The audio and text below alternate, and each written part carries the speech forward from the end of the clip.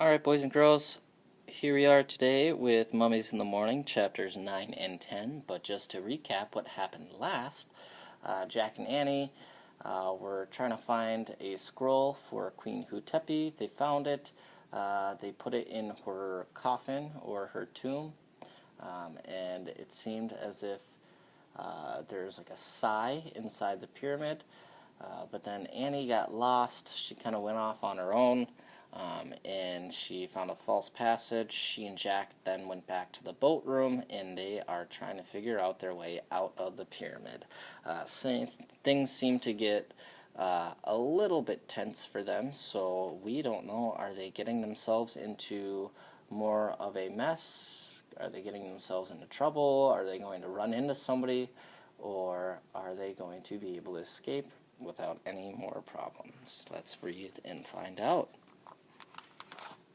Chapter 9. Follow the leader.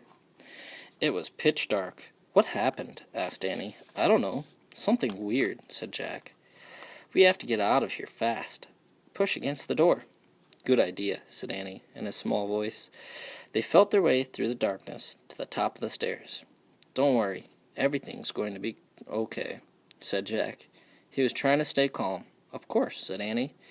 They leaned against the wooden door and pushed. It wouldn't budge. They pushed harder. No use. Jack took a deep breath.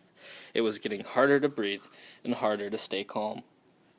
What can we do? Asked Annie. Just rest a moment, said Jack, panting. His heart was pounding as he tried to see through the darkness. Maybe we should start down the hall, he said. Maybe we'll eventually come to an exit. He wasn't sure about that, but they had no choice. Come on, he said. Feel the wall. Jack felt the stone wall as he climbed slowly down the stairs. Annie followed.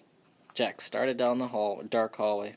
It was impossible to see anything, but he kept going, taking one step at a time, moving his hand along the wall. He went around the corner. He went around another corner. He came to some stairs. He went up. There was a door. He pushed against it. Annie pushed too. This door wouldn't budge either. Was this the same door they had just started at? It was no use. They were trapped.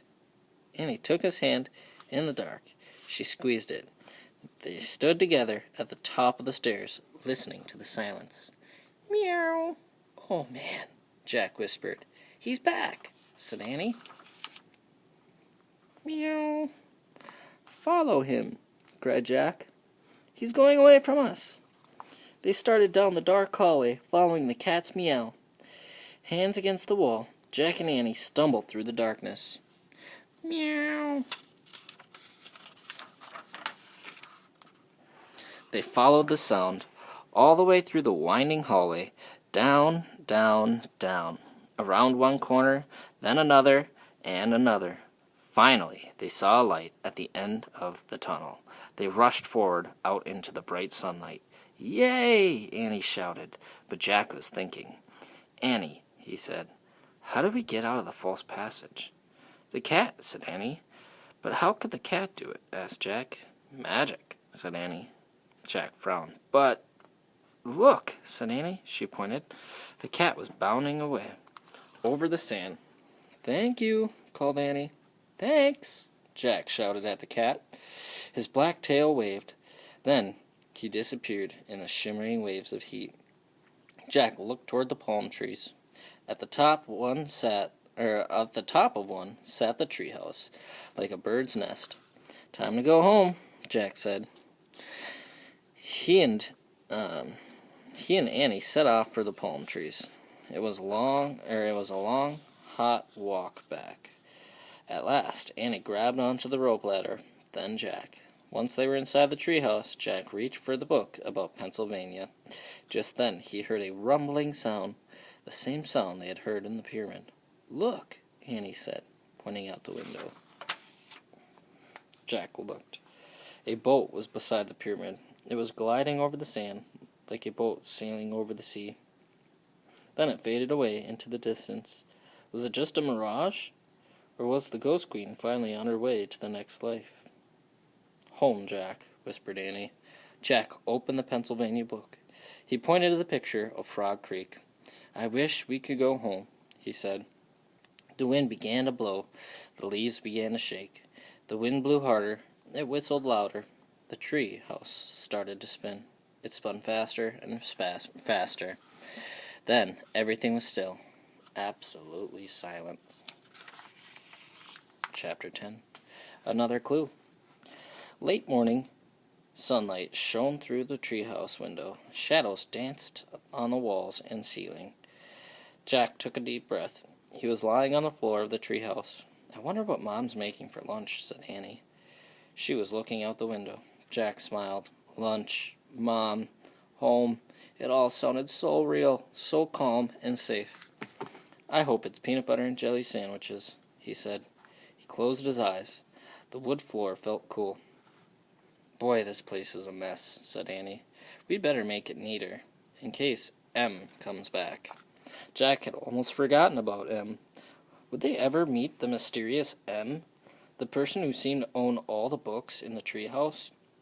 "Let's put the Egypt book on the bottom of the pile," said Annie. "Good idea," said Jack. He needed a rest before he visited any more ancient tombs. "Let's put the dinosaur book on top of the Egypt book," said Annie.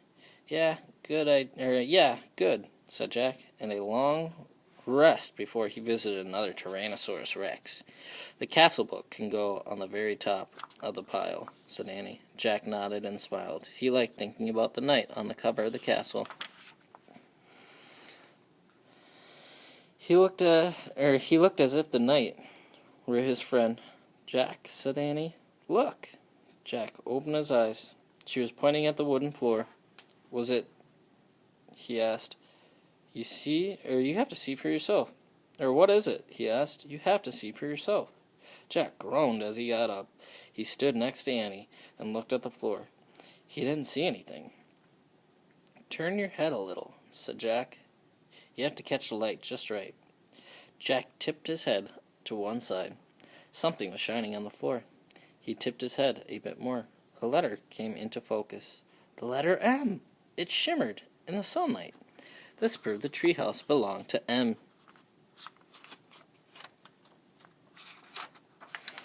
Absolutely, for sure, no question, no doubt about it.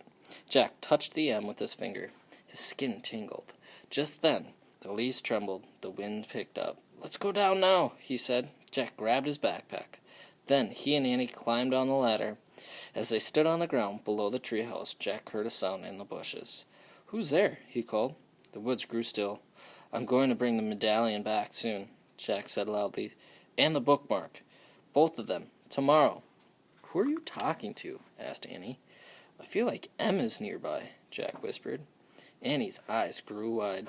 "Should we look for him?" But just then her mother's voice came from the distance. "Jack, Annie." Jack and Annie looked around at the trees. They looked at each other. "Tomorrow," they said together, and they took off, running out of the woods. They ran down their street. They ran across their yard. They ran into their house. They ran into their kitchen. They ran right into their mom. She was making peanut butter and jelly sandwiches. All right, boys and girls, that does it for Mummies in the Morning.